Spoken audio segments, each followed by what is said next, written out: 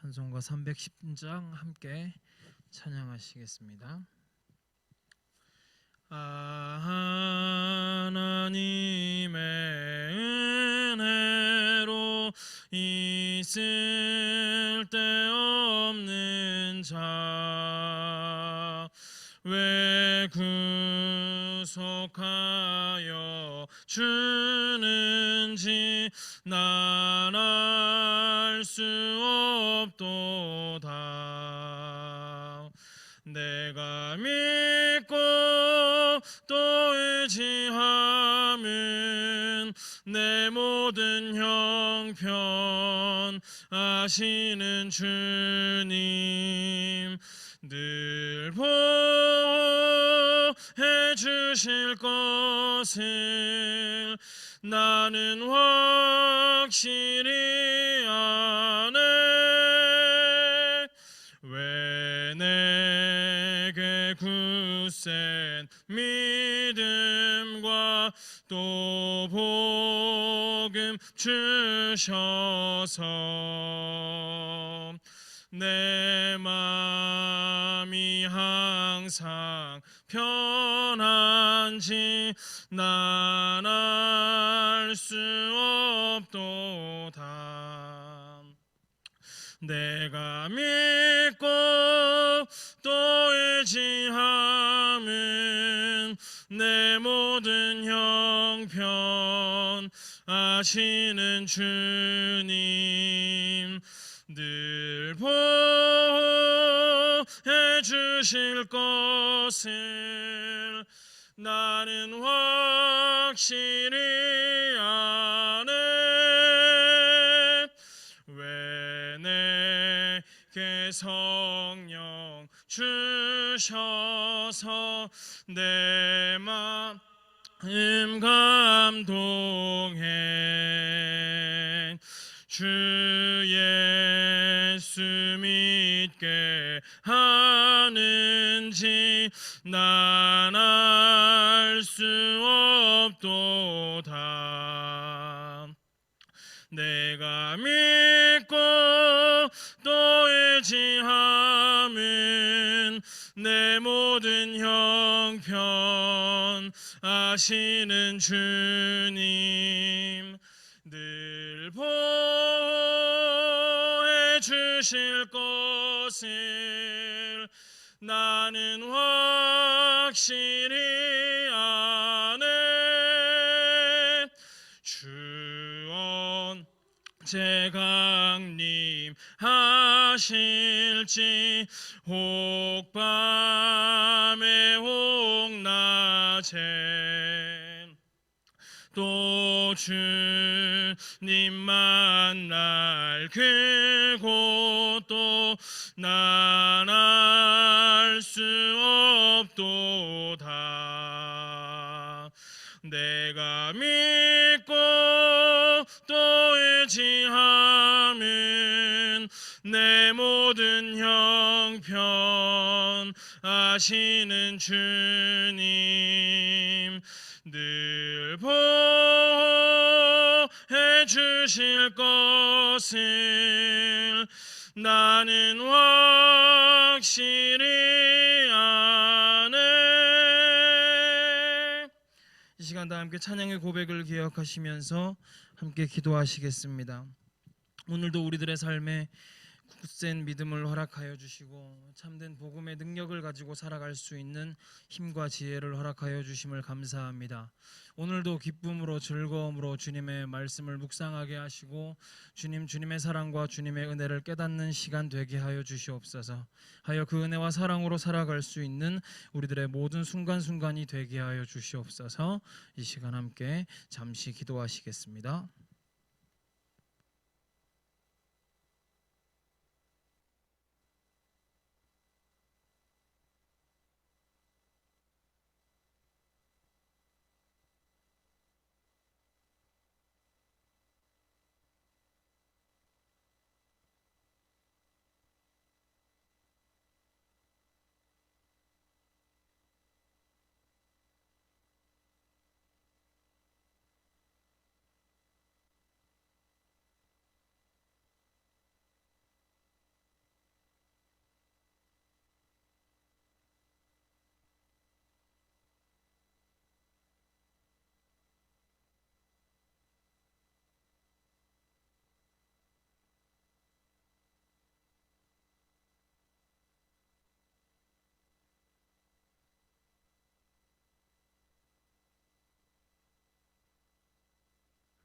사랑이신 하나님, 주님의 사랑과 은혜를 감사합니다.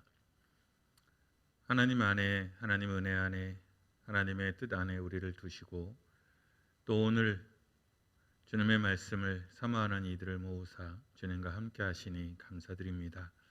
하나님과 함께하는 동행의 즐거움을 깊게 깨닫는 시간 되게 해주시고 하나님의 말씀을 참 즐거운 시간 되도록 인도하여 주시옵소서. 들려주시고 깨우쳐 주시며 말씀하여 주옵소서. 예수님 이름으로 기도드립니다. 아멘. 예,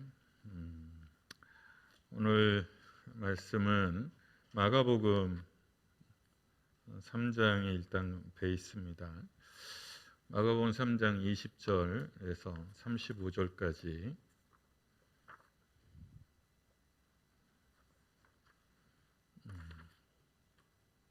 교독하죠.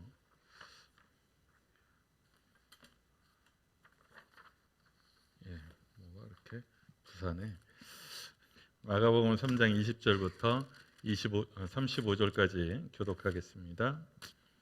집에 들어가시니 무리가 다시 모임으로 식사할 겨를도 없는지라. 예수의 친족들이 듣고 그를 붙들러 나오니 이는 그가 미쳤다 하밀러라.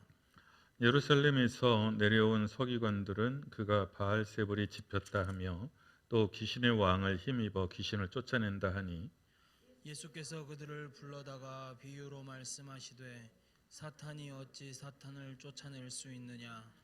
또 만일 나라가 스스로 분쟁하면 그 나라가 설 수 없고 만일 집이 스스로 분쟁하면 그 집이 설 수 없고 만일 사탄이 자기를 거슬러 일어나 분쟁하면 설 수 없고 망하느니라. 사람이 먼저 강한 자를 결박하지 않고는 그 강한 자의 집에 들어가 세간을 강탈하지 못하리니 결박한 후에야 그 집을 강탈하리라. 내가 진실로 너희에게 이르노니 사람의 모든 죄와 모든 모독하는 일은 사하심을 얻되 누구든지 성령을 모독하는 자는 영원히 사하심을 얻지 못하고 영원한 죄가 되느니라 하시니 이는 그들이 말하기를 더러운 귀신이 들렸다 함이로라. 그때에 예수의 어머니와 동생들이 와서 밖에 서서 사람을 보내어 예수를 부르니 무리가 예수를 둘러 앉았다가 여짜오되 보소서 당신의 어머니와 동생들과 누이들이 밖에서 찾나이다. 대답하시되 누가 내 어머니며 동생들이냐 하시고 둘러 앉은 자들을 보시며 이르시되 내 어머니와 내 동생들을 보라. 누구든지 하나님의 뜻대로 행하는 자가 내 형제요 자매요 어머니니라. 아멘. 예. 일단 마가복음을 그렇게 읽어두고요. 마태복음으로 넘어갑니다. 마태복음 12장이에요. 22절에서부터 37절까지만 보겠습니다. 그때 귀신 들려 눈 멀고 말 못하는 사람을 데리고 왔거늘 예수께서 고쳐주심에 그 말 못하는 사람이 말하며 보게 된지라. 무리가 다 놀라 이르되 이는 다윗의 자손이 아니냐 하니 바리새인들은 듣고 이르되 이가 귀신의 왕 바알세불을 힘입지 않고는 귀신을 쫓아내지 못하느니라 하거늘 예수께서 그들의 생각을 아시고 이르시되 스스로 분쟁하는 나라마다 황폐하여 질 것이요 스스로 분쟁하는 동네나 집마다 서지 못하리라. 만일 사탄이 사탄을 쫓아내면 스스로 분쟁하는 것이니 그리하고야 어떻게 그의 나라가 서겠느냐. 또 내가 바알세불을 힘입어 귀신을 쫓아내면 너희의 아들들은 누구를 힘입어 쫓아내느냐. 그러므로 그들이 너희의 재판관이 되리라. 그러나 내가 하나님의 성령을 힘입어 귀신을 쫓아내는 것이면 하나님의 나라가 이미 너희에게 임하였느니라. 사람이 먼저 강한 자를 결박하지 않고서야 어떻게 그 강한 자의 집에 들어가 그 세간을 강탈하겠느냐. 결박한 후에야 그 집을 강탈하리라. 나와 함께 아니하는 자는 나를 반대하는 자요 나와 함께 모으지 아니하는 자는 해치는 자니라. 그러므로 내가 너희에게 이르노니 사람에 대한 모든 죄와 모독은 사하심을 얻되 성령을 모독하는 것은 사하심을 얻지 못하겠고 또 누구든지 말로 인자를 거역하면 사하심을 얻되 누구든지 말로 성령을 거역하면 이 세상과 오는 세상에서도 사하심을 얻지 못하리라. 나무도 좋고 열매도 좋다 하든지 나무도 좋지 않고 열매도 좋지 않다 하든지 하라. 그 열매로 나무를 아느니라. 독사의 자식들아, 너희는 악하니 어떻게 선한 말을 할 수 있느냐? 이는 마음에 가득한 것을 입으로 말함이라. 선한 사람은 그 쌓은 선에서 선한 것을 내고 악한 사람은 그 쌓은 악에서 악한 것을 내느니라. 내가 너희에게 이르노니 사람이 무슨 무익한 말을 하든지 심판 날에 이에 대하여 신문을 받으리니 내 말로 의롭다함을 받고 내 말로 정죄함을 받으리라. 아멘. 오늘 읽은 김에 누가복음까지 봅시다. 누가복음 11장 14절에서 26절입니다.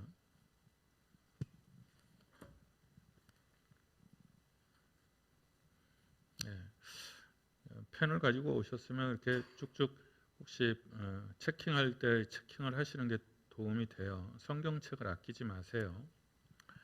예수께서 한 말 못하게 하는 귀신을 쫓아내시니 귀신이 나가매 말 못하는 사람이 말하는지라 우리들이 놀랍게 여겼으나 그 중에 더러는 말하기를 그가 귀신의 왕 바알세불을 힘입어 귀신을 쫓아낸다 하고 또 더러는 예수를 시험하여 하늘로부터 오는 표적을 구하니 예수께서 그들의 생각을 아시고 이르시되 스스로 분쟁하는 나라마다 황폐하여지며 스스로 분쟁하는 집은 무너지느니라. 너희 말이 내가 바알세불을 힘입어 귀신을 쫓아낸다 하니 만일 사탄이 스스로 분쟁하면 그의 나라가 어떻게 서겠느냐? 내가 바알세불을 힘입어 귀신을 쫓아내면 너희 아들들은 누구를 힘입어 쫓아내느냐? 그러므로 그들이 너희의 재판관이 되리라. 그러나 내가 만일 하나님의 손을 힘입어 귀신을 쫓아낸다면 하나님의 나라가 이미 너희에게 임하였느니라. 강한 자가 무장을 하고 자기 집을 지킬 때에는 그 소유가 안전하되 더 강한 자가 와서 그를 굴복시킬 때에는 그가 믿던 무장을 빼앗고 그의 재물을 나누느니라. 나와 함께하지 아니하는 자는 나를 반대하는 자요 나와 함께 모으지 아니하는 자는 해치는 자니라. 더러운 귀신이 사람에게서 나갔을 때에 물 없는 곳으로 다니며 쉬기를 구하되 얻지 못하고 이에 이르되 내가 나온 내 집으로 돌아가리라 하고 가서 보니 그 집이 청소되고 수리되었거늘 이에 가서 여기까지죠. 다 함께 이에 가서 저보다 더 악한 귀신 7을 데리고 들어가서 거하니 그 사람의 나중 형편이 전보다 더 심하게 되느니라. 아멘. 예수님의 이제 중기 사역이라고 제가 제목은 그렇게 잡았는데 아닐 수도 있어요. 오해와 의심의 한복판에서 자 마가복음 이제 3장 20절에서 25절이 베이스예요. 그랬을 때 마가복음 3장 20절에 보면 이제 펴보세요. 줌으로 오신 분들 얼굴 확인을 안 했네.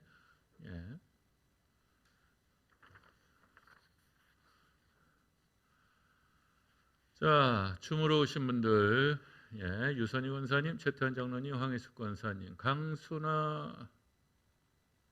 장순아 권사님, 김은주 집사님, 오유미 집사님, 김영자 권사님, 우리 강혜선 집사님, 송인경 권사님, 이전 집사님이겠죠?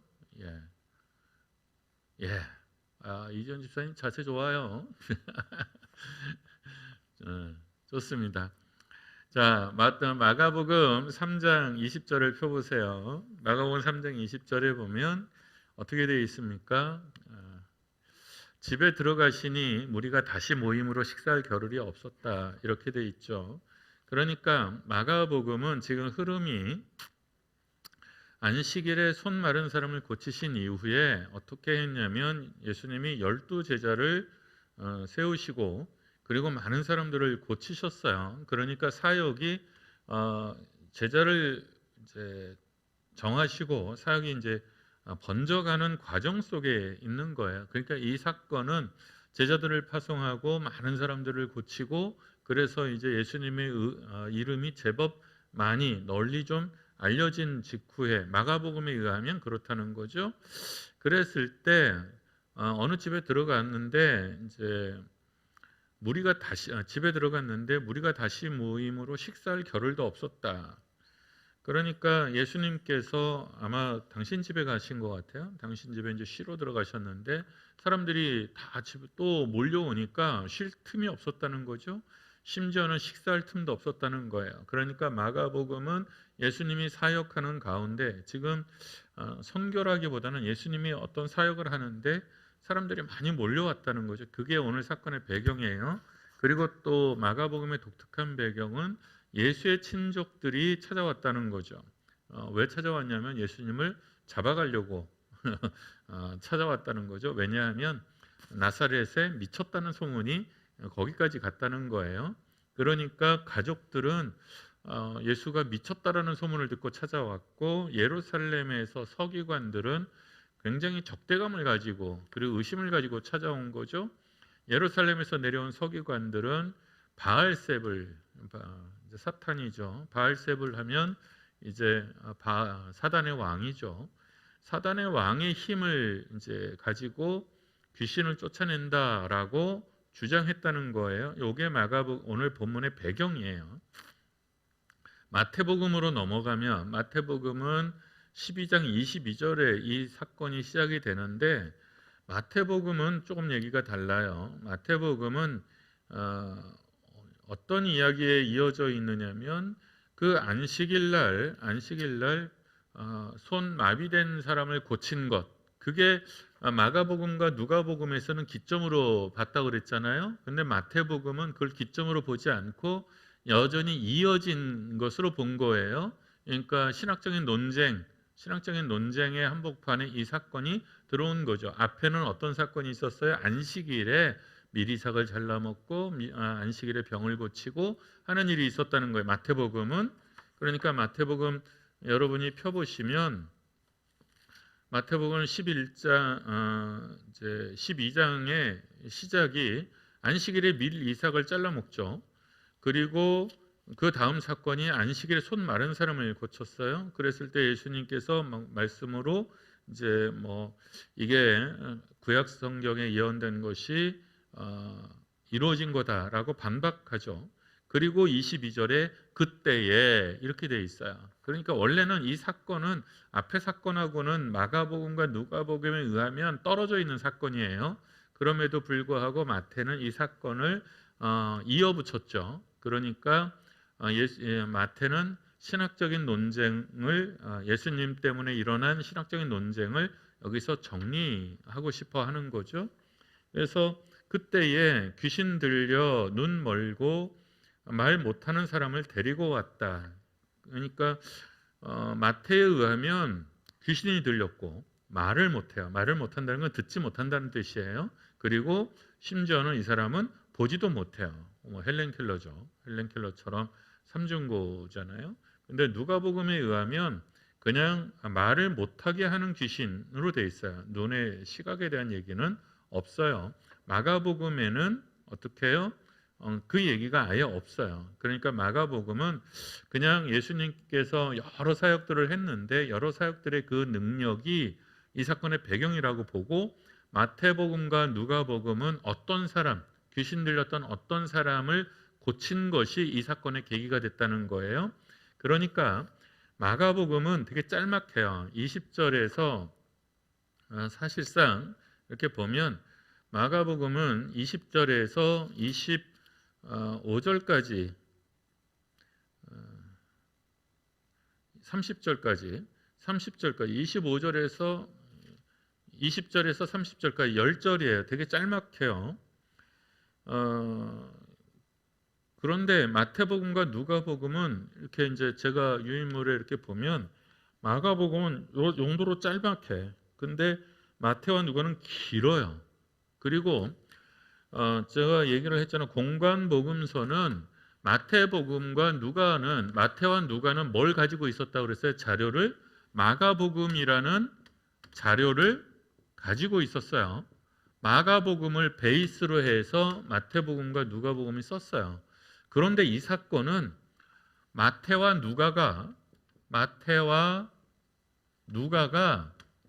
마가복음의 기록을 따르지 않았어요.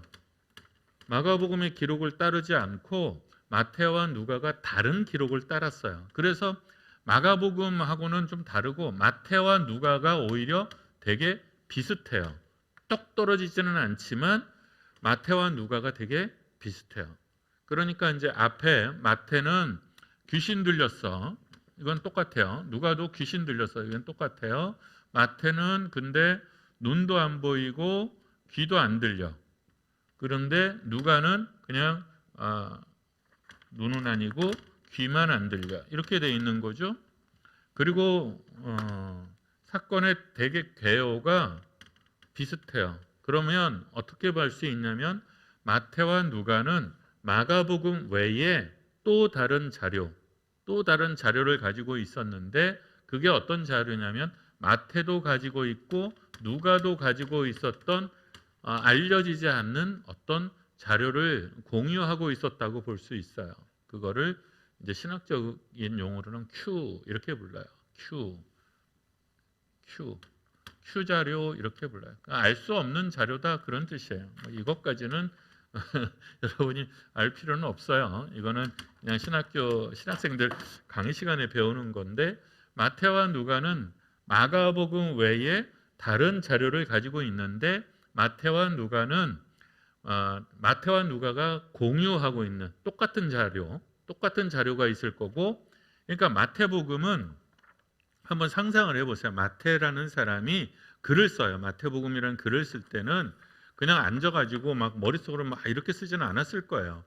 이런 자료 저런 자료들을 모으고 취합하고 인터뷰도 했을 거고 뭐 그랬을 거예요. 그랬을 때 마태는 1차적으로 마가복음이라는 자료를 가지고 있고, 두 번째는 누가와 함께 가지고 있는 어떤 책, 그걸 뭐 Q1 이렇게 할 수 있어요. 그 다음에는 마가도 안 가지고 있고 누가도 안 가지고 있는 독자적인 자기 자료, 그죠? 요쯤이 있겠죠. 그 다음에 Q1 같은 경우, 누가와 같이 가진 자료 같은 경우에 보통 이제 그걸 예수님의 어록 또는 예수님의 행적 뭐 이런 자료일 거라고 추측은 하는데, 보통 그런 경우에 그것도 사본이 있을 거 아니야. 그죠? 처음에 어떤 사람이 정리를 했는데 그게 누군가가 베껴 쓰고 또 넘어가면서 이렇게 변형들이 아마 생겼을 거예요. 그런 면에서 이제 비슷하지만 완전히 같지는 않은, 이렇게 표시하죠. 그런 자료를 가지고 있을 거예요.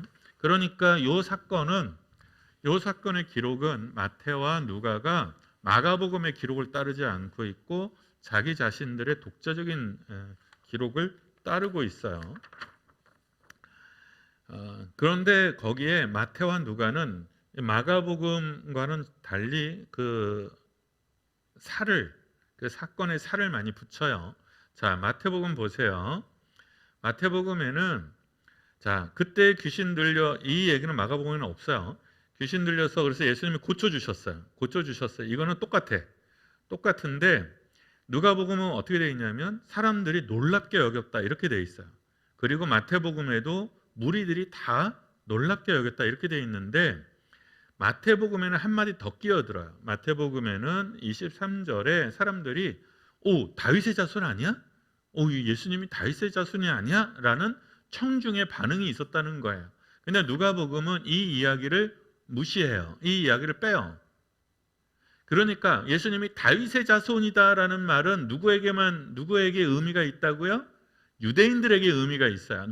이방인들에게는 예수님이 다윗의 자손이다, 아브라함의 자손, 별 의미가 없어요. 유대인에게만 의미가 있어요. 그러니까 누가복음은 그게 빠졌어요.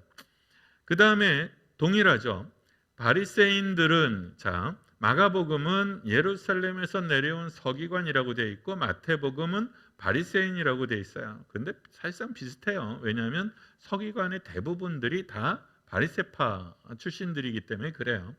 모든 바리새인들이 서기관은 아니지만 서기관의 대부분은 바리새인들이었어요. 누가복음은 유대인들 이스라엘을 비난하거나 비판하는 것에 있어서는 좀 유하게 간다고 그랬죠. 그래서 이렇게 특정하는 것을 좀 꺼리는 경향이 있어요. 그래서 누가복음은 그냥 무리들, 사람들 그 중에 이렇게 표현해요. 뭐 바리새인들 또는 뭐 서기관들 이렇게 딱딱 지적하지 않고 둥그리 몽실 넘어간다는 거죠. 그러나 내용은 똑같아요. 마태복음 23절 24절에 보면 24절에 보면 바리새인들이 듣고 이르되 귀신의 왕 바알세불을 힘입지 않고는 귀신을 쫓아내지 못하니라 이렇게 주장했다는 거죠. 이거를 누가복음은 약간 이렇게 다른 표현 방식으로 썼어요. 그 중에 더러는 말하기를 그가 귀신의 왕 바알세불을 힘입어 귀신을 쫓아낸다. 그러니까 마태복음은 좀 되게 세게 표현한 거고 누가복음은 좀 평상어로 표현했어요. 그리고 누가복음은 하나 더 끼어들었어요. 그러니까 마태복음은 요 이야기를 하면서 배경 이야기를 하면서 다윗의 자손이다라는 말을 끼어들었어요. 다윗의 자손이다라는 청중들의 반응이 있었다는 거죠. 누가복음은 표적을 구하는 청중이 있었다는 거예요. 그러니까 아마 예수님께서 귀신 들린 어떤 사람을 고쳤을 겁니다. 그러니까 사람들이 많았으니까 여러 반응들이 있었겠죠. 그죠? 그랬을 때 어떤 사람은 정말 다윗의 자손이라고도 했을 것이고 어떤 사람들은 그 와중에 표적을 구하는 사람도 있었을 거예요. 그랬는데 마태는 다윗의 자손이라고 말했던 청중의 반응이 중요한 반응이라고 인정이 된 거죠. 우리 임직식을 이렇게 하는데 그 동영상이나 사진을 이렇게 찍잖아요. 이제 찍는데 이렇게 보면 사람이 이제 또 기록 사진이 자꾸 사라지고 없어져서 막 우리 예담이도 부르고 뭐 청년도 찍으라 그러고 뭐 여러 사람 보고 찍으라 그랬더니 사모님도 찍으라 그러고 뭐 했단 말이죠. 그랬을 때 어떻게 해요? 각자 자기가 좋아하는 포지션이 있어요. 그리고 저는 이제 사진을 이제 찍으라고 하면 항상 요구하는 게 있어요. 이건 기록 사진입니다. 공식용의 1차 목표는 공식적인 기록 사진이다. 그러면 한 프레임 안에 많은 사람이 들어와야 돼요. 그 다음에 많은 사람이 들어오기는 하는데 못 알아볼 정도로 들어오면 안 돼요. 그러니까 떼거리로 들어와서 이게 누가 누군지 모르고 그냥 윤곽만 있으면 안 돼요. 그런 사진 전체 단체 사진은 뭐 그런 게 있지만 이제 이렇게 몇 사람이 한 프레임에 들어와야 돼요. 그 두 번째는 사람들에게는 기념이 되는 거니까 그 사람을 주인공으로 한 클로즈업한 사진이 꼭 필요하다. 이제 그 다음에 이제 케미를 보여주는 사진 이제 이런 거를 요구를 하거든요. 그러면 사람들이 근데 찍는 포인트들이 다 달라요. 다 달라요. 그리고 재밌어하고 예쁘다고 생각하는 장면, 중요하다고 생각하는 장면들이 소위 말해서 찍새들끼리도 다 다릅니다. 달라요. 그러니까 똑같은 상황에서 그 강조점이 달라지는 거예요. 그러니까 누가는 표적을 요구하는 어떤 실존, 어떤 현실적인 현상이 있는 거예요. 예.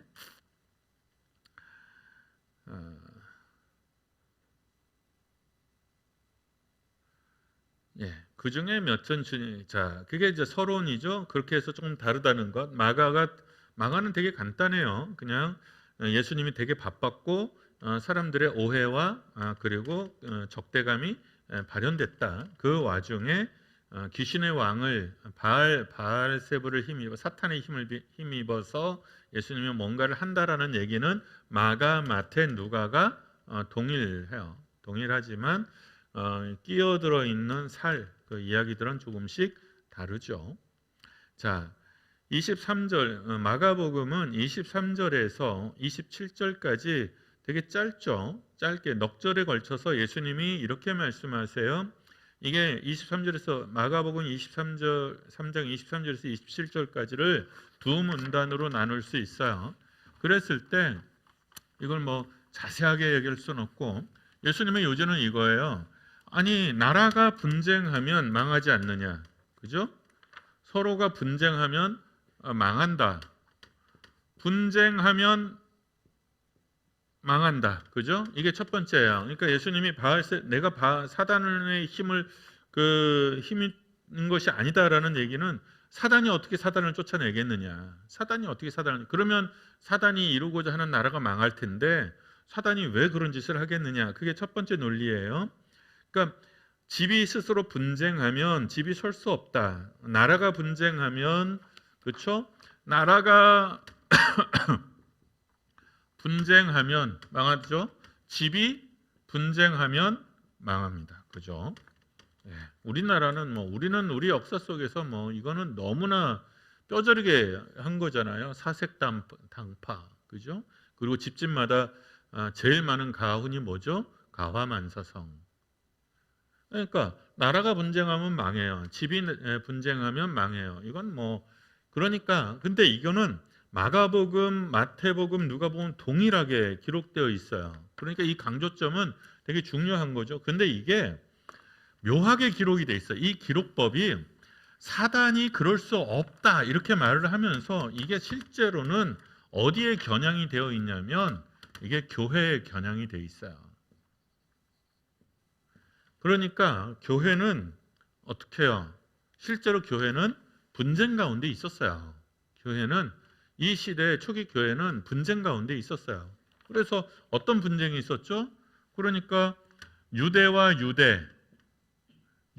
유대인 사이에 그리고 유대인과 유대 그리스도인 사이에 이방인 사이에 그러니까 유대와 유대 사이에 갈등이 있고 유대인과 유대인 사이에 갈등이 있고 유대인과 이방인 사이에 갈등이 있었어요. 그리고 이방인 안에도 로마 출신, 헬라 출신, 그 다음에 아시아 출신, 그 다음에 아프리카 출신. 여기에 따라서 갈등이 없을 수 없었어요. 왜? 문화가 어마무지하게 다르거든. 문화가 다르면 이게 생각보다 함께 있는 게 굉장히 불편합니다. 그러니까 이게 우리 기준으로는 이게 신뢰인데 이게 그러니까 제가 청년 때 대만에서 그 여학생이 유학을 왔어요. 유학을 와서 잠깐 우리 청년부에 출석을 했는데 뜬금없이 제가 이제 그때 이제 그 소형 카세트가 유행할 때잖아요. 그거 제가 정말 박스에 막 돈을 모아서 정말 샀는데 내가 왜 그때 대우 거를 샀나 몰라. 정말 대우 거 사가지고 한 번도 요요였던 것 같아요. 예쁘게 생겨서 샀는데 그때 몰라가지고 예쁘게 생겨서 샀는데 참 자주 망가집니다. 근데 그 여학생이 그걸 보더니 달라는 거예요. 자기를 달래는 거예요. 너무 당황스럽더라고요. 그래서 이제 이렇게 얼머무리기는 했는데 그래서 이렇게 야 이게 무슨 뜻이냐 도대체. 친하지도 않고 잘 모르는 사람이고 우리 교회 나온 지 얼마 안 됐고 그리고 외국인인데 느닷없이 나한테 내가 갖고 있는 전 세계적으로 유행하고 있는 그거를 달라고 그러는데 이게 대만에서는 그래도 되는 건가? 이거 우리에서는 이게 아닌 거잖아요. 그러니까 이게 얘가 주책 맞은 건지 뭘 모르는 건지 오해를 한 건지 알 수가 없는 거예요. 그러니까 문화가 다르면 정말 힘들어요. 그렇습니다. 그러니까 이런 분쟁 가운데 있었어요. 그 다음에 1세대 그리스도인과 2세대 그리스도인 사이에 그 다음에 예루살렘에서 같은 유대인이었다 할지라도 1세대와 2세대의 차이가 뭐냐면 1세대는 예수님을 눈으로 본 사람들이에요. 예수님을 눈으로 본 사람. 그 다음에 2세대는 예수님을 눈으로 본 적이 없어요. 같은 유대인이라도. 근데 그 경험의 차이는 어마무지하지 않겠어요? 예수님의 육성을 보고 형상을 본 사람들과 그렇지 않은 사람들 관계를 직접적으로 가졌더니 그러니까 이 분쟁의 문제는 교회에 있어서 굉장히 중요한 문제였어요. 그러니까 우리가 고등부 청년부 뭐 제일 많은 캐치프레이즈가 하나 되자, 하나 되자 뭐 이거잖아요. 그 말은 역설적으로 뭐죠? 하나 된 적이 없다는 뜻이에요. 모든 교회는 뭐 가운데 있다? 분열과 분쟁과 다툼과 갈등 가운데 있다. 그러니까 성경 내내에 희생해라, 헌신해라, 사랑해라, 용서해라 그런 모든 이야기들의 그 집중의 코드는 뭐다? 공동체, 하나됨을 이루는 것에 있는 거예요. 여러분 분쟁하면 망합니다. 분쟁하면 망해요. 이거는 진짜 명백합니다. 이거를 제일 잘했던 교회가 어디냐면 제가 섬겼던 제주영락교회가 이거 되게 잘했어요. 제주영락교회가 제가 있을 때 이제 제주도에서 제일 큰, 지금은 두 번째인가 세 번째로 밀렸는데 제가 있을 때는 제주도에서 제일 큰 교회였거든요. 근데 이제 우리 제주영락교회 제일 큰 교회고 지금 제일 큰 교회인 성안교회가 그때는 두 번째 교회였어요. 그 교회가 원래 제일 큰 교회였어요. 성안교회가. 그 다음에 서귀포교회가 이제 세 번째 교회 뭐 그렇게 돼 있었는데 재광교회 뭐 이렇게 돼 있었는데 제주영락교회가 제일 큰 교회가 됐어요. 그러면 이제 밑에 질투가 많아요. 두 번째, 세 번째, 네 번째 그 권사님들이나 장로님들이 제주영락교회 이제 권사님들, 장로님들끼리는 그런 얘기 안 하는 것 같은데 아마 권사님들끼리는 잘 통하나 봐요. 자주 만나기도 하고. 그러면 니네들이 뭘 잘나서 제일 큰 교회가 됐냐? 주워 먹어서. 그게 무슨 말이냐면 교회가 제주도 분쟁이 많거든요. 그러니까 교회가 분쟁이 빠져. 그러면 싸워. 그럼 그 교회 자기 본교를 못 다니잖아요. 그러면 그 사람들이 다 어딜 가냐면 제주영락교로 와요. 희한하게도. 다른 교회를 안 가고. 그러니까 분쟁이 나서 싸우면 제주영락교로 와요. 그러면 그 권사님들이 뭐라고 대답하냐면 누가 첫 싸우래? 누가 첫 싸우래? 우리는 안 싸웠다는 거예요. 우리는 안 싸웠다는 거예요. 그러니까 목회자와 교인 간의 교인과 교인 간의 그 싸움에서 그래서 이제 제가 2교구였는데 그 2교구 숫자가 250명이었어요. 우리 교회보다 커요. 구역장이 20몇 명이었는데 22명이었는데 그 이제 이렇게 하면 거기에 기록부에 보면 재광교회 출신, 성안교회 출신, 뭐 무슨 교회 출신, 의기교회 출신 다양해요. 그리고 거기에도 이렇게 보면 소그룹들이 있어요. 의기교회 출신들 몇 명, 저쪽 서귀포 출신 몇 명, 뭐 성안교회 출신 몇 명 이렇게 있어요. 근데 티도 안 나고 잘 지내요. 그게 제주영락교회의 강점이었어요. 그러니까 그 말 참 되게 누가 첫 싸우려냐. 싸우면 망한다는 건 얘네 모르냐. 싸우면 망한다는 건 너희들은 모르냐. 싸우면 망합니다. 집이든 나라든 교회든 이건 뭐 똑같아요. 그건 사단. 그 다음에 여기서 이제 갈라지는데 마가복음에서 27절에서 이제 29절, 27절에서 그 30절까지 어떻게 돼 있냐면 사람이 예수님이 이렇게 말해요. 강도가 말이지. 강도가 그러니까 뺏는 사람이 강해야 되지 않냐. 강해야 뺏는 것이 가능하다. 그죠?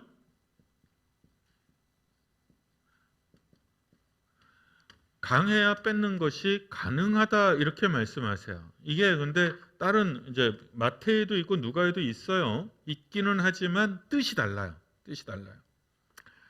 그러니까 마가복음에서는 예수님이 이렇게 말씀하셨어요. 야, 분쟁하면 다 망하지 않느냐. 그러니까 사단이 그걸 알 텐데 사단이 어떻게 사단을 쫓아내겠느냐. 그러니 나는 사단의 힘을 빌려서 쫓아내는 것이 아니다. 두 번째, 강도가 말이지 뭘 뺏으려고 하면 그 주인보다 세야 뺏을 수 있는 거 아니냐.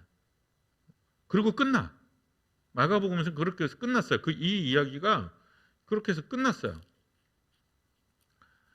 그 집을 강탈하리라. 그렇게 하고 27절에서 요 이야기는 끝났어요. 그 말은 뭐냐면 마가복음에서는 무슨 뜻이에요? 강해야 뺏을 수 있다라는 말은 내가 사단보다 더 센 존재다라는 얘기를 한 거예요. 마가복음에서는 마가복음에서 이 얘기는 예수님께서 당신이 사단보다 높음 위에 있는 센 존재다, 강한 존재다라고 밝힌 거예요. 그리고 이 이야기는 이제 맥락이 끝나요. 그리고 이제 이어지는 거는 마가복음은 28절, 29절, 30절에서 성령 회방죄는 용서받지 못한다. 이 얘기를 딱 못을 박아요. 그런데 마태복음과 누가복음은 달라요. 자, 마태복음을 보면 25절에서 마태복음과 누가복음은 거의 비슷해요. 자, 마태복음은 25절이고 누가복음은 17절인데 둘 다 뭐 어떻게 생각하냐면 마가복음은 그들을 불러서 예수님이 얘기했다는 거예요. 근데 마태와 누가는 뭐라고 되냐? 그들의 생각을 아시고 그들에게 말씀했다는 거죠. 그리고 스스로 분쟁하고 스스로 하는 것은 망할 거다, 망한다. 그러니 그런 거 아니다라고 비슷하게 얘기를 하죠. 그 다음에 27절 마태복음 이제 12장 27절에 보면 마가복음에 없는 얘기가 나오죠. 또 내가 바알세부를 힘입어 귀신을 쫓아낸다면 너희들의 아들들은 도대체 그러면 누구 힘으로 귀신을 쫓아내느냐? 이건 두 번째 반박이죠. 마가복음에는 없는 반박이에요. 근데 마태복음에 있고 그 다음에 누가복음에 있어요. 그죠? 누가복음은 11장 19절에 있어요. 똑같아요. 그들이 너희의 재판관이 되리라. 그들이 너희 재판관이 되리라. 그러니까 이 말에 비추면 이 말이 너희들이 틀렸다라는 것을 증명한다. 그러는 거죠. 그리고 중요한 얘기를 하죠. 그러나 내가 하나님의 성령을 힘입어 귀신을 쫓아낸다고 한다면 그러면 하나님의 나라가 이미 너희에게 임한 거다. 이거를 똑같이 누가복음도 거의 비슷하게 얘기하죠. 마가복음은 내가 만일 하나님의 손을 힘입어 귀신을 쫓아낸다면 하나님의 나라가 이미 너희에게 임했다. 그러니까 마태와 누가는 마가에 없는 두 가지 이야기를 하죠. 하나 반박에 있었을 때 그럼 너희는 도대체 귀신을 그러면 뭘로 쫓아내는데 너희들이 쫓아낸다고 하면 그러면 도대체 내가 쫓아내는 거하고 뭐가 다른데? 라고 묻고 있는 거고요. 근데 이거는 한 걸음 더 나가면 조롱이기도 해요. 왜요? 이 사람들은 귀신을 쫓아내지 못해요. 귀신을 쫓아낼 능력이 없어요. 네. 그러니까 죽은 시대거든. 죽은 시대예요. 그래서 예수님이 귀신을 쫓아낼 때 사람들이 열광하는 거였거든요. 두 번째는 하나님의 나라가 어땠다고요? 임했다. 이게 중요하죠. 이게 아주 중요한 신학적인 선언이에요. 그 다음에 이 이야기가 나와요. 자, 사람이 먼저 강한 자를 결박하지 않고서야 어떻게 그 강한 자의 집에 들어가 그 세간을 강탈하겠느냐? 결박한 후에야 그 집을 강탈하리라. 이렇게 되면 이 이야기 강해야 뺏는 거다라고 한 이 이야기의 강조점의 포인트가 달라집니다. 마가복음은 내가 더 센 거다. 내가 더 센 거다라고 해석이 되는 거예요. 그러나 마태복음은 하나님의 나라가 임했다. 하나님의 나라가 임했으니 이게 가능해진 거다라고 얘기가 되는 거예요. 하나님의 나라가 임했다. 그러니 내가 센 거다 이게 아니고 이제 시기가 때가 바뀌어서 이제 소위 말해서 공중의 권세 잡은 자들이 쫓겨나고 시점이 바뀌었다. 하나님의 나라가 임했다라는 것에 대한 의미가 되는 거예요. 강한 자가 무장을 하고 자기 집을 지킬 때에는 그 소유가 안전하지만 강한 자가 와서 그를 굴복시킬 때는 그가 믿던 무장을 빼앗고 그의 재물을 나누는 거다. 그러니까 하나님의 나라가 임했다라는 뜻이 되고요.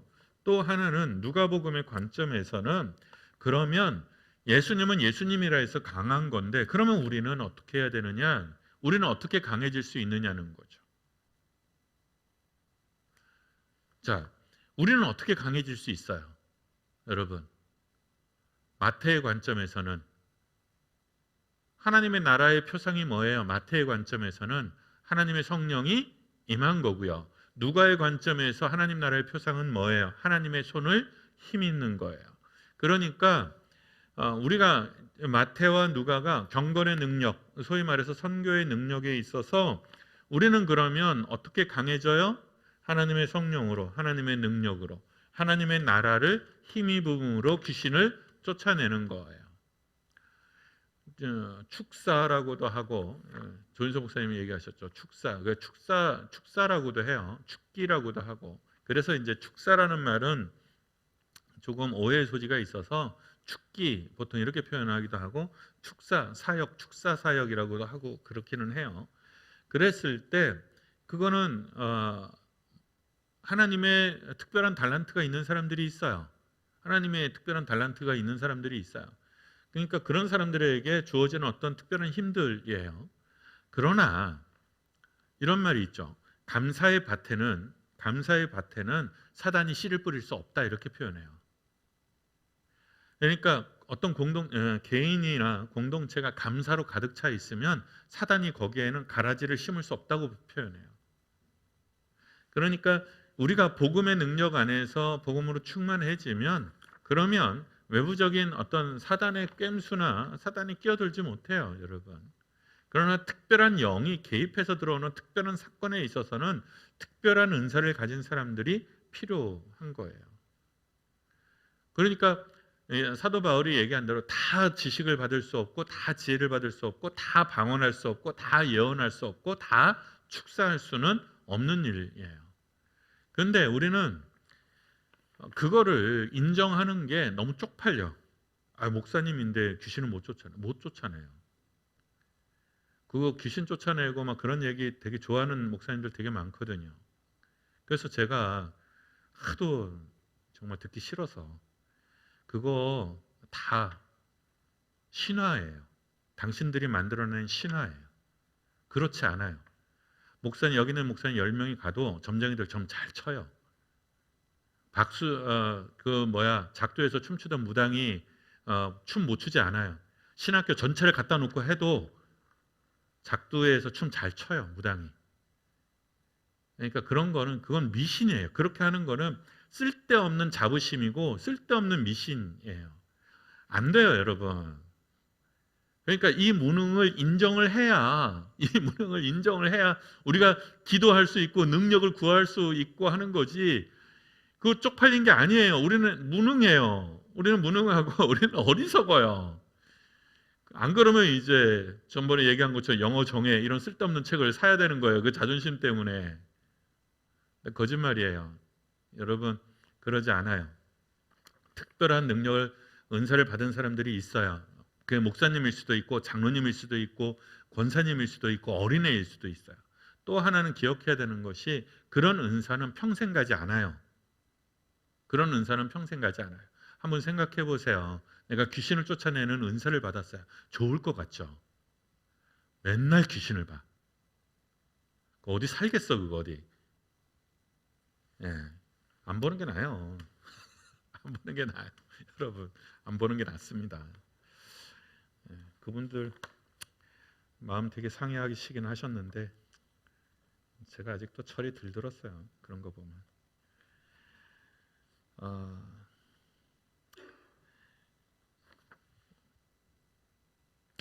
나의 무능, 나의 무지, 나의 자금, 나의 더러움을, 나의 연약함을 인정하는 것은, 하나님 앞에 인정하는 것은 부끄러운 일이 아니에요.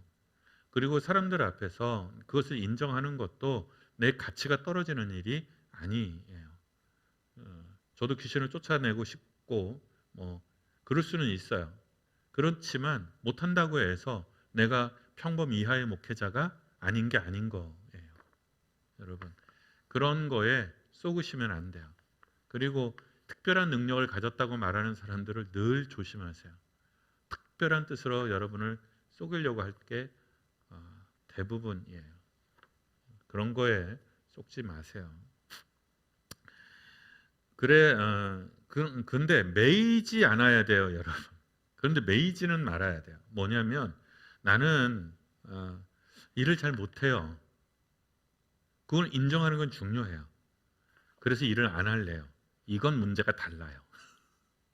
일을 못해요. 그건 인정하고요. 그 다음에 어떻게 해요? 일을 잘할 수 있도록 해볼게요. 그리고 도와주시고 기도하고 그리고 하나님의 도움을 구하고 그래서 용량을 조금씩 키워가는 훈련을 하는 것은 중요해요. 나는 없으니 안 해요, 못 해요까지 가면 그건 매인 거예요. 하나님께서 자유로워지라는 것은 쪽팔려 하지 말라는 거예요. 쪽팔려 하지 말라는 거예요. 괜찮다. 다 노래를 잘할 수는 없어요. 그죠? 그러니까 제가 신학교 다닐 때 이제 그 형님 이름도 잊어먹었는데 그 이제 같은 동아리에서 같이 공부하던 형님이었는데 중간에 이제 관둬서 그런데 노래방을 갔어요. 노래방을 갔는데 전 노래방 가는 거 되게 싫어하거든요. 우리 집사람하고 단둘이 가는 거는 좋아하는데 딴 사람 끼면 난 노래방에서 내가 여러분 알다시피 음치잖아. 그래서 사람들이 있으면 특히 찬송가라면 모를까 다른 노래는 뭐 더더욱 안 됩니다. 뭐 평생 한 찬송가도 잘 안 되는 판국에. 근데 이분은 나보다 더 음치야. 와, 근데 노래방을 휘어잡아요. 나보다도 어마무지하게 흠치야. 음정 박자 뭐 다 개무시. 그런데도 노래방을 휘어잡아요. 그냥 아각대면서 처음부터 끝까지 전혀 쪽팔려 하지 않고 전혀 주눅들지 않고 한국을 빛낸 위인들 그 긴 거를 다 불러 제껴요. 근데 다 틀린데도 흥이 나요. 너무 신나게 불러. 그 틀린 노래를. 그러니까 틀린 건 틀린 거고. 그러니까 우리가 노래방에 왜 왔냐? 우리 재밌으려고 온 거다. 재밌으면 되는 거 아니냐는 거예요. 여기 무슨 노래 경연대회도 아니고. 그죠? 그리고 내가 노래 못하는 게 창피한 것도 아니고. 이 사람은 완전히 자유로운 거죠. 그러니까 거기를 완전히 장악하고 살아요. 그거 대단한 거죠. 난 새로운 인간성을 봤어요. 그거요. 그게 자유롭다라는 거예요. 그러니 무능과 약함과 연약함을 인정하는 건 중요해요. 그걸 숨기려고 할 때 틈이 생기고 마귀가 유혹하게 되고 시험 받을 틈이 생기는 거고 자꾸 가면 쓰게 되고 포장하게 되고 변명하게 되고 핑계 대게 되어 있어요. 여러분 그러지 마세요. 우리는 무능해요. 우리는 어리석어요. 우리는 배은망덕해요. 우리는 더러워요. 그래서 하나님의 보혈이 필요하고 하나님의 지혜가 필요하고 하나님의 말씀과 능력이 필요해요. 그리고 우리가 감당할 수 있는 한도 내에서 하나님이 능력도 주시고 여건도 허락하세요. 그러니 기도를 하세요. 내 용량을 조금 뛰어넘는. 그게 뭐냐면 기준이 뭐냐면 10분의 1이에요. 10분의 1. 10분의 1을 하게 되면 그건 오바야. 탈라요. 근데 10분의 1은 10분의 1씩 성장해 갈 수 있어요. 그게 11조의 원리이기도 해요. 10분 열의 하나를 덜어내고 살잖아요. 그러니 우리가 열의 하나를 더하여 살 수도 있는 거예요. 그래서 어느 날 보면 100이 내 용량이 100이 아니라 110이 되는 거죠. 내 그릇이 조금 더 커지게 되는 거예요. 110을 향해서 여러분 달려가세요.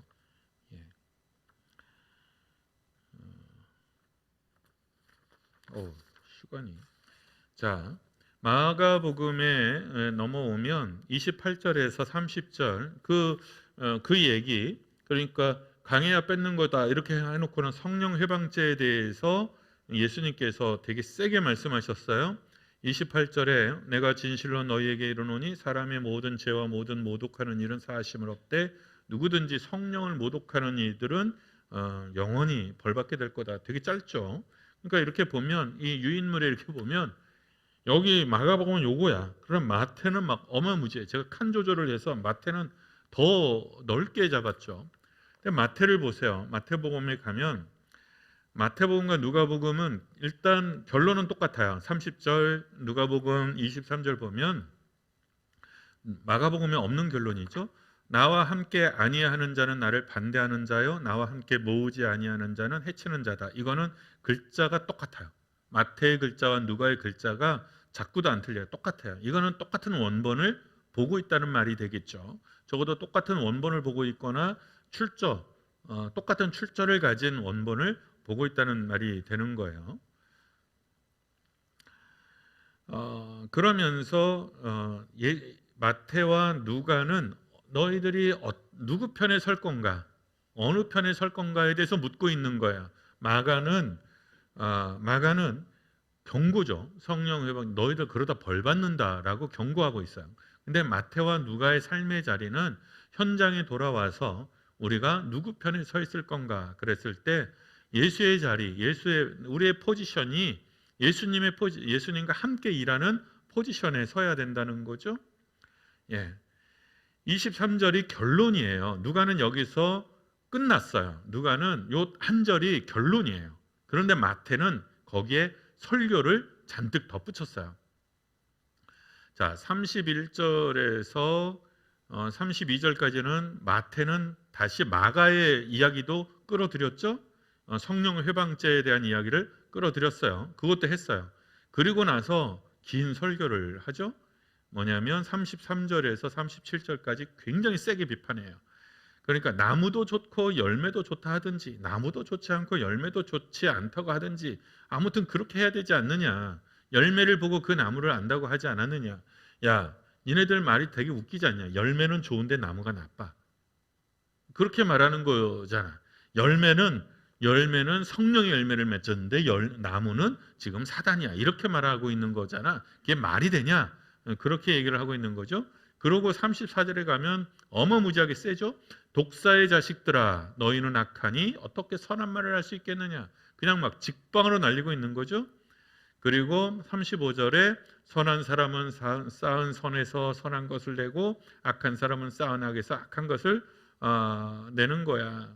그러니 너희들이 하는 이런 무익한 말은 다 심판받을 거야. 너희들이 그 바알세불이라고 하고 어거지로 피우는 것은 마음속에 애시당초의 시기와 이기와 악한 것을 가득 쌓아놨으니 그딴 말을 하는 거야. 너희들이 독사의 새끼들이고 독사의 자식들이야 라고 퍼부어대는 거죠. 마태가 누구한테 퍼부어대고 있는 거죠? 이 본문 자체는 예수님의 입을 빌려서 바리새인들을 퍼부어대는 거지만 마태는 그 예수님의 이야기를 통해서 예수를 따르지 않는 이스라엘 혈통을 중요시하고 율법을 중요시하면서 진짜 하나님의 뜻을 따르지 않는 유대에 대해서 그리고 그 갈등 속에서 고민하고 있는 사람들에 대해서 그냥 돌직구를 이 정도면 뭐 돌직구가 아니죠. 이 정도면 거의 뭐 돌빵이에요. 어마무지한 돌 뭉탱이를 날린 거예요. 예. 그 다음에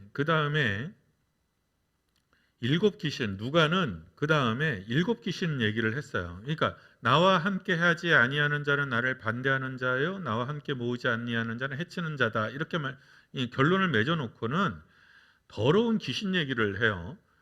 더러운 귀신이 사람에게서 나갔는데 물 없는 곳으로 시계를 구하다가 얻지 못하고 이르되 있던 곳으로 돌아가자. 그래서 돌아가서 보니까 그 집이 청소되고 수리됐어. 그래서 이거 되게 좋아졌는데? 그리고 일곱 귀신을 끌고 들어가서 거기를 더 엉망진창으로 만들었다는 거예요. 이 이야기가 사실은 좀 뜬금없어요. 누가복음의 관점에서는 이 이야기가 뜬금없이 들어왔어요. 그런데 나와 함께 하지 아니하는 자는 나를 반대하는 자요, 나와 함께 모으지 아니하는 자는 해치는 자다라고 결론을 맺었으니까 누가는 뭐 하는 거예요? 지금 누가복음의 청중에게 예수님과 함께 모으는 자가 되라는 거예요. 그죠? 예수님과 함께 모으는 자가 되라는 거고 24절, 25절, 26절은 예수님과 함께 일을 할 때는 어떻게 하라는 거예요? 끝장을 보라는 거예요. 일을 매듭을 잘 지으라는 거예요. 그러니까 선교를 하고 대충 선교를 하고 물러서게 되면 오히려 그 사람이 더 악해질 수 있다는 거죠. 그러니까 상담 같은 거, 특히 상담 같은 게 섣부른 상담이 아주 사람을 골병들게 하거든요. 그러니까 치료 같은 거를 치료를 끝까지 쫙 해야 되는데 그냥 대충 하다가 말 수 있잖아요. 대충 하다가 그러면 어떻게 해요? 더 나빠질 수 있죠. 이제 제일 위험한 것 중에 하나가 고혈압이죠. 고혈압이 약을 먹어야 되잖아요. 보통 고혈압 약을 계속 먹어야 되잖아요. 그런데 이제 뭐 운동도 하고 식이요법도 해가지고 혈압이 많이 떨어졌어요. 약을 안 먹어도 될 것 같아. 그래서 약을 끊어. 지 마음대로. 의사가 끊으라고 한 게 아니야. 지 마음대로 몸이 좋으니까 끊어. 그리고 어떻게 돼요? 그래서 많이 쓰러져요. 실제로. 그것을 계속 운동하고 식이요법을 해서 유지해서 그 혈압을 계속 갔으면 모르는데 사람이라는 게 그게 잘 안 되죠. 언제 잘 안 돼요? 명절 때 잘 안 되고요. 또 언제? 결혼식 때, 장례식 때. 그래서 보통 큰일 치르고 그 혈압 때문에 마시 가는 사람들 많잖아요. 그래서 그래요. 명절 때나 그런 결혼식 끝나고 장례식 끝나고 쓰러지는 사람들이 많은 이유가 그 평상의 관리를 못 해내기 때문에. 그럴 땐 그냥 고혈압 약을 계속 먹었어야 되는 거예요, 사실은. 그런 얘기예요.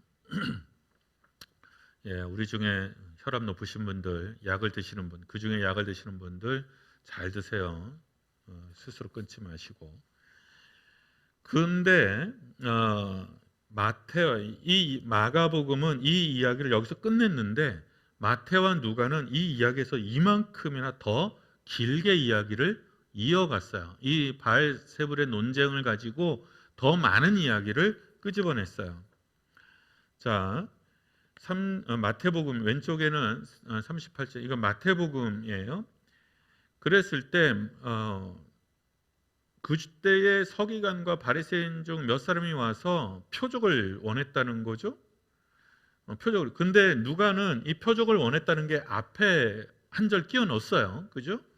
그 다음에 누가도 그 이야기, 7 귀신 얘기를 하고 나서 이 표적을 구하는 사람들에 대한 이야기를 했어요. 근데 이 이야기가 이어진 거죠. 이어진 거예요. 그러니까 마태는 특히나 이거 누가는 사실상 앞에서 끝났는데 마태는 이 이야기를 가지고 이 표적의 이야기까지도 가서 똑같이 한 거예요. 그러니까 누가복음에 있는 이 표적의 이야기는 앞에 바알세불의 이야기와 상관이 없어요. 무슨 얘기인지 아시겠어요?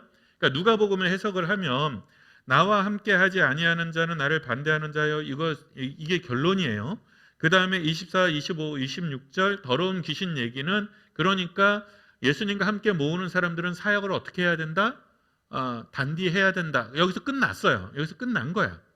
그 다음에 29절서부터 이어져 있는 표적을 구한 얘기는 앞에 그걸 뭐라고 그래? 암시를 주기는 했지만 바알세불을 구하는 이야기하고는 다른 설교야. 다른 설교예요. 그런데 똑같은 표적을 구하는 이야기지만 마태복음에서 이 이야기는 이스라엘을 비판하는 맥락 속에 있는 같은 설교의 한 묶음의 이야기예요.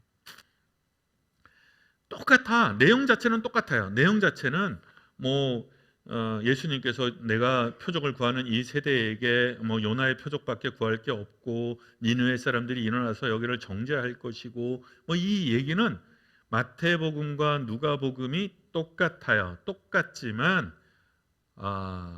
설교의 포인트와 목적이 달라요.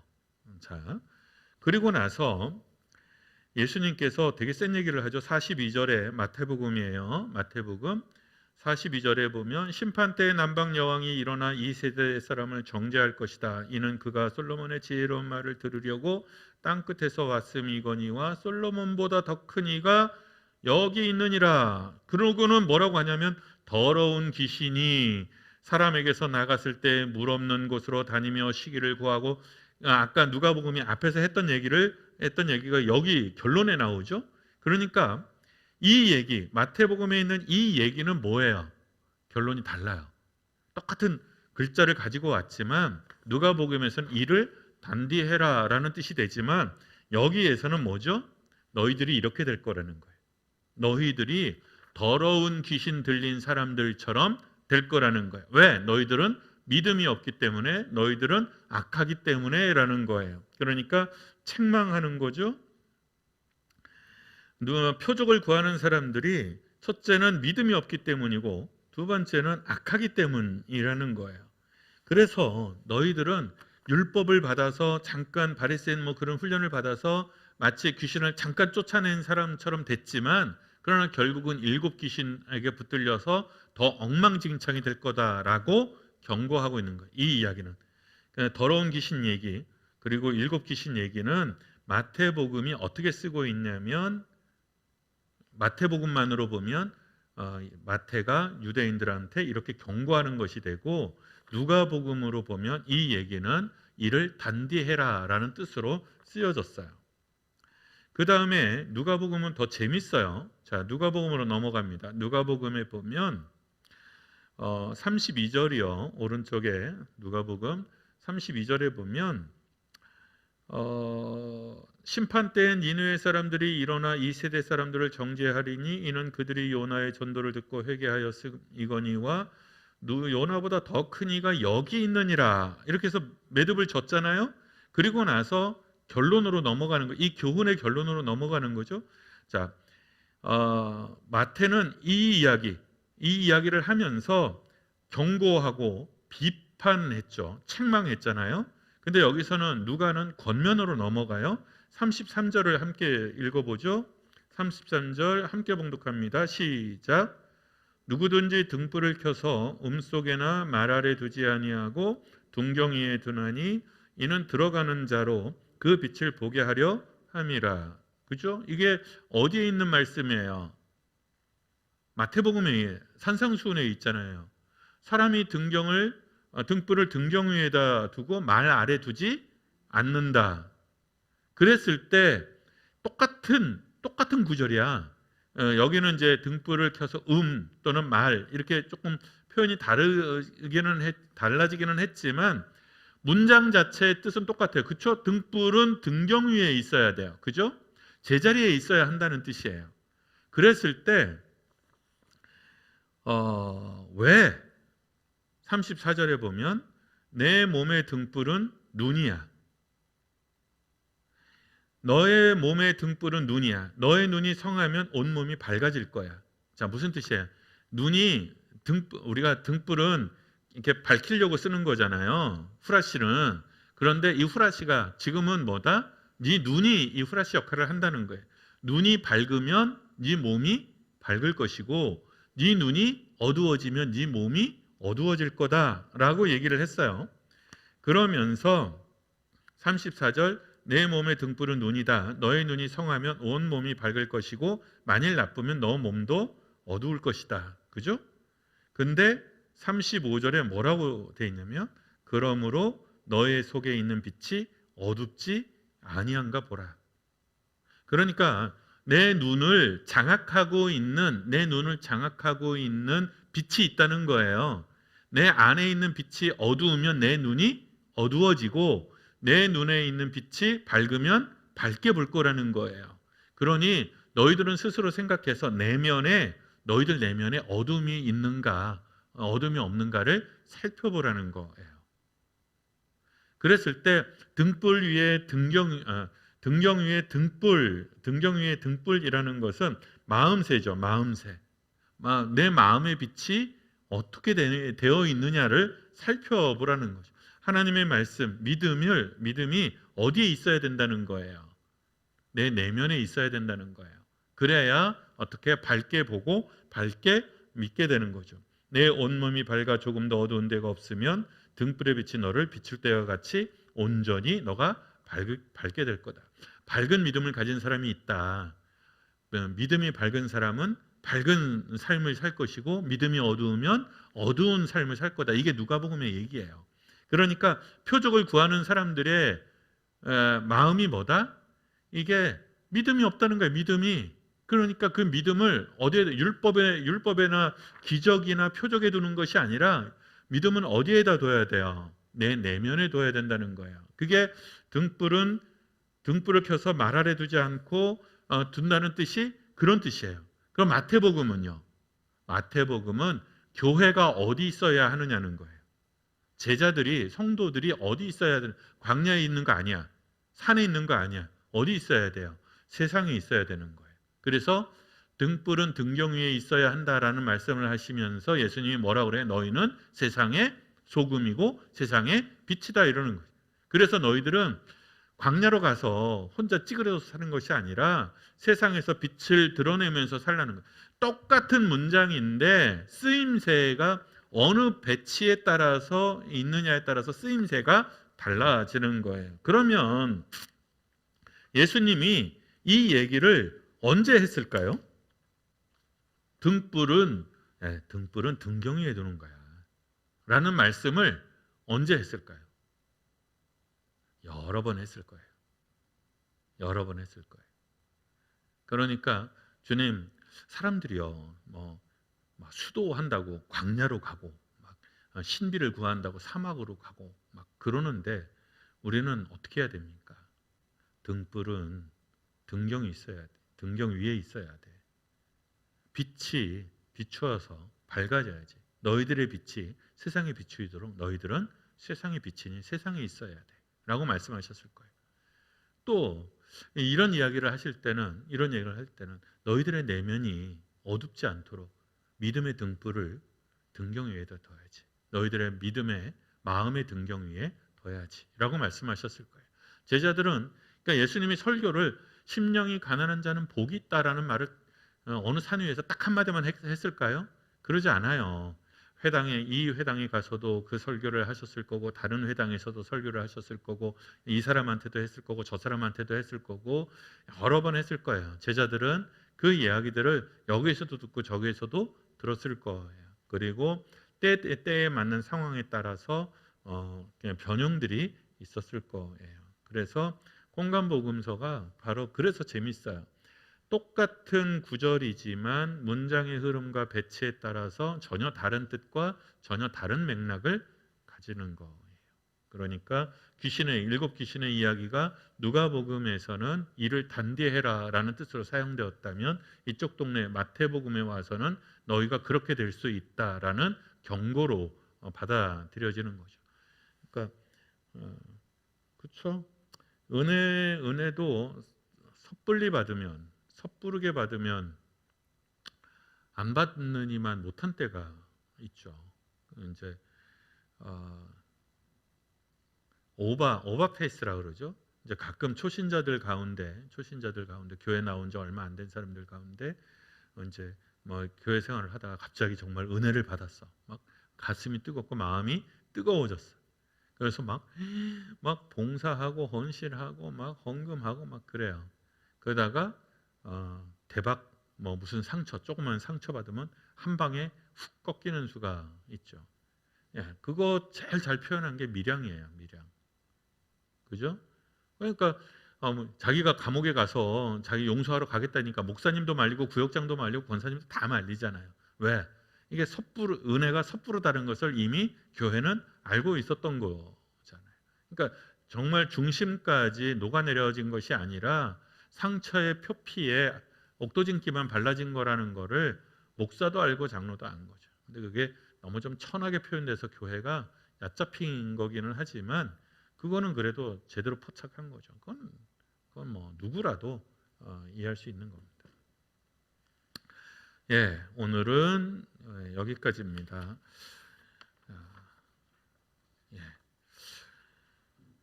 이 바알의 힘을 입지 않습니다. 하나님의 나라가 임했습니다. 하나님의 나라가 임했고 우리는 성령을 받습니다. 그리고 늘 공급받아야 산다라는 메시지가 마태에도 있고 누가에도 있습니다. 그리고 믿음으로 그것은 우리가 믿는 그 믿음의 용량 안에서 역사한다는 거죠.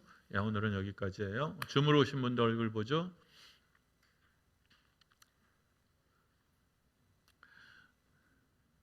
예, 오늘은 분량이 많아서 조금 어려웠을 수도 있기는 한데 어때요? 강혜선 집사님 어때요? 어렵지 않았어요? 어려웠어요? 오른손 어려웠대요. 예, 오영희 집사님, 성윤희 권사님, 최태환 장로님, 예, 유선희 권사님 어려웠어요? 유선희 권사님 어려웠어요? 예, 웃는 폼이 어려웠다는 거 같군요. 그 복음서 3개를 차례 해놓고 하나씩 살펴보면 다시 되짚어 보시고 아마 이거 녹화된 게 다시 올라갈 거예요. 그러면 성경 3개 또르르 펼쳐보고 한번 다시 꼼꼼하게 체킹하면서 복습을 해보세요. 공부는 복습이에요. 공부는 복습이에요. 복습을 안 하면 공부는 다 날아갑니다. 특히 수요일 거는 공부니까 복습을 하세요. 될 수 있으면. 기도하겠습니다. 하나님, 우리의 마음의 빛이 어둡지 아니하도록 주님의 믿음의 등불이 우리의 등경 위에, 마음의 등경 위에 제대로 잡혀질 수 있기를 원합니다. 우리의 마음이 어둡지 아니한가 늘 살펴보게 하시고 밝은 빛으로 그 믿음의 빛으로 나오는 사람 되게 하여 주시옵소서.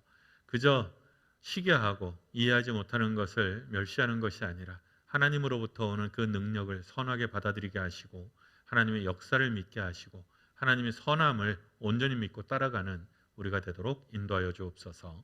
예수님 이름으로 기도드립니다. 아멘. 수고하셨습니다.